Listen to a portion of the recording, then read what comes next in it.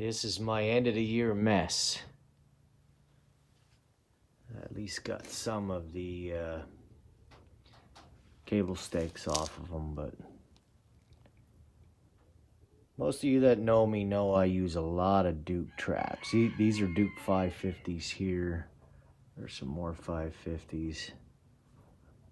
There's some number 2 and 1 3/4 regular jaws, and a pile of 1 3/4 offsets. 1 3/4 offset is probably my most used and favorite fox trap in the early season on my early line. I really like these 550s too. I'm gonna do a video here and show you a little tweak I'm starting to do to them after using them a little bit in the field. I saw something that makes them perform a little bit better, so I'm gonna make a video, and it's real easy modification, real easy tweak.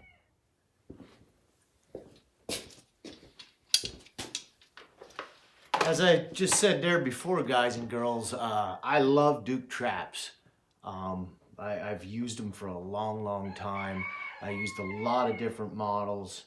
I'm friends with one of the owners, Bill Duke, and he really strives to make improvements on the products over the years, and I've seen so many improvements in so many of the models.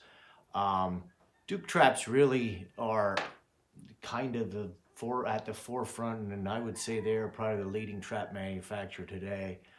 A lot of due to the fact of what the Duke family does for the trapping industry. There are some trap companies that don't do anything for the industry, and you'll see the Dukes donating, the trappers associations, just always out there, always doing what they can to help the industry and the trapping community. So I cannot say enough about the Duke Company and the product that the Duke Company is putting out right now. Some folks will say, well, I only want to buy American. Well, buy American, and buying American is a great thing to try to do. But when you factor in the type of people that own the company, and sure, the Duke traps are made overseas, but the Duke family is really a pillar in the modern trapping industry and community right now, and they're an integral part.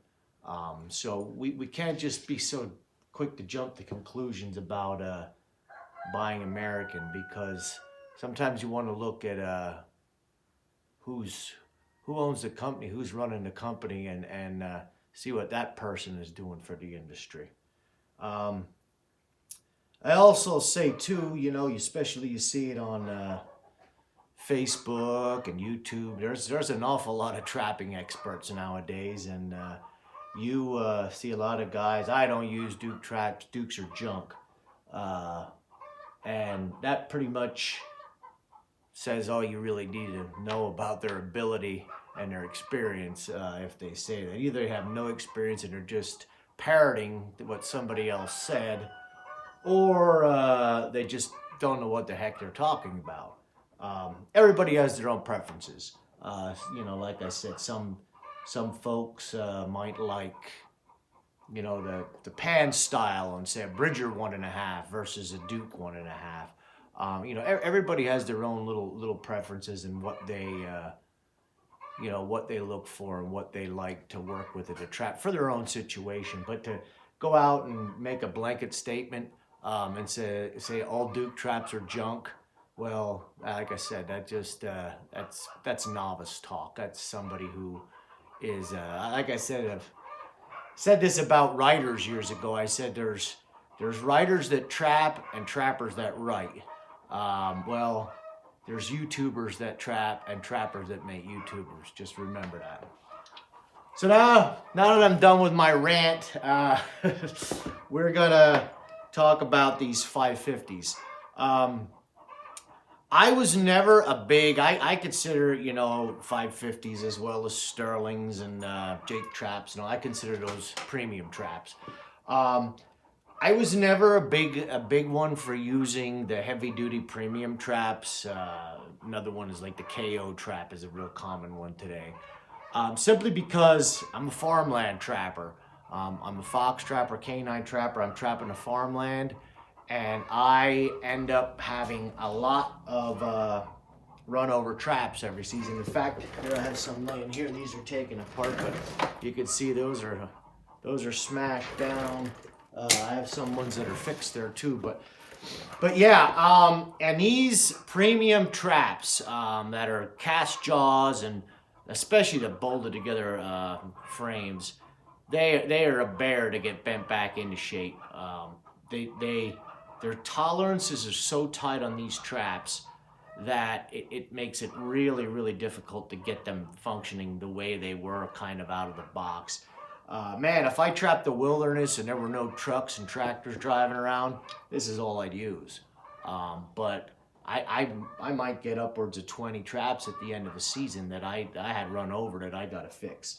So I still like the traditional style of coil spring trap. What I would say would be the Gibbs style of coil spring, which most modern production type traps can trace their roots back to the Gibbs single grip.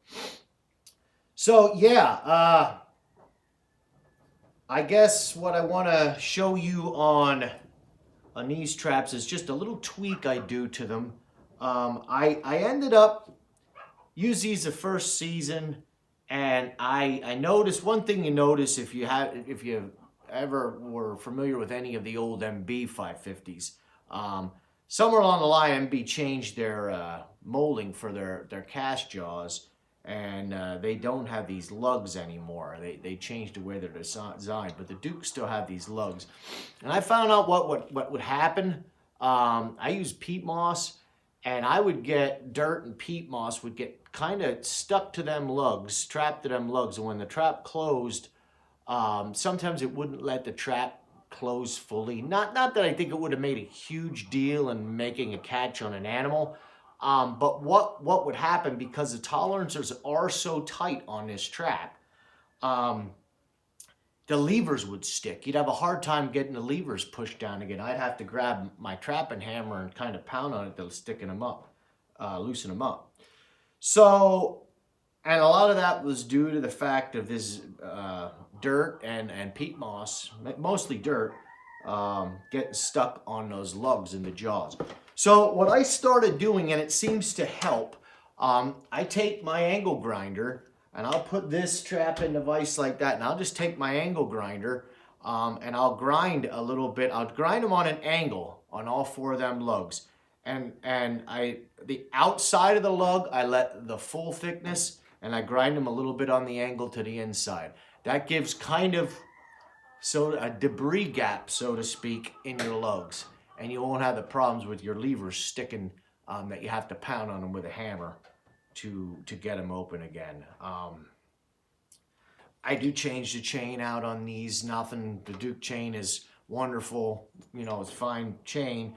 But I like to use this J.C. Connor rod swivel coming off the base. So then I just kind of put, since I'm already changing that, I put number 2 twist link on, because let's face it, twist link chain is super sexy.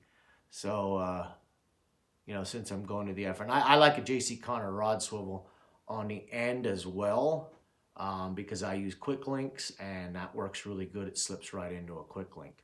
I'm going to do another video in the future here too on how I get the pen tension down on these the way I used to bend the dog, but now I started actually filing the night latch notch down on an angle.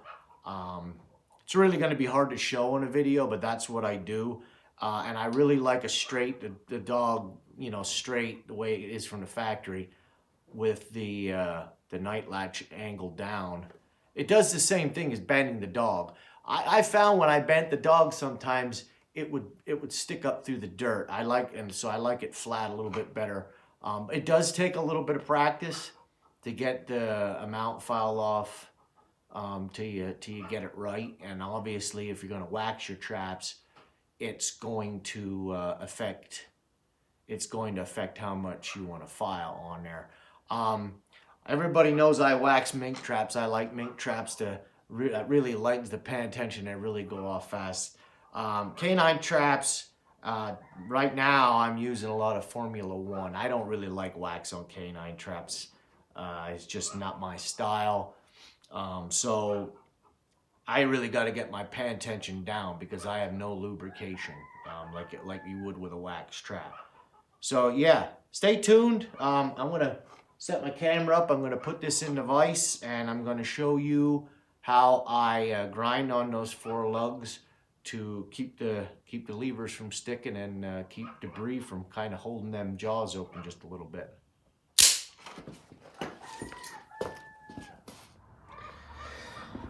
All right, I'm going to use my angle grinder and grind these lugs. Then when I'm done, I'm going to take the camera and I'll do a close-up so you can kind of see the angle at which I grind them. Like I said, the outside of the lug, I want the full thickness, and I grind them on an angle toward the inside.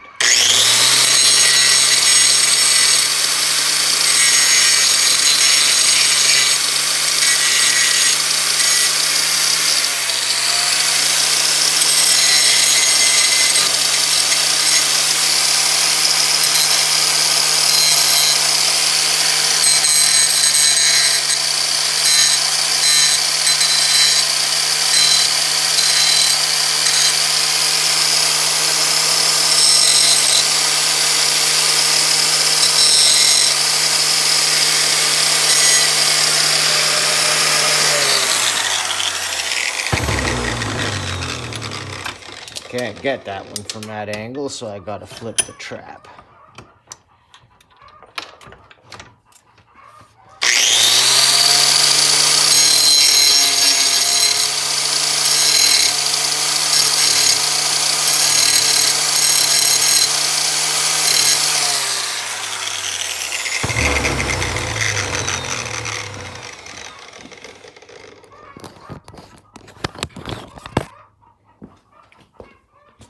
All right, there you can see the outside is still the same thickness, same there, and I grind it on an angle toward the inside. And there you got it, the Duke 550, grinding the lugs on a little bit of an angle to make a bit of a debris gap to keep the levers from sticking. Man, my hands are laying, I believe, and they are sounding off like crazy. So I got to apologize for this video, for the background noise of my crazy chickens out there. So till next time, thanks for watching, guys and girls.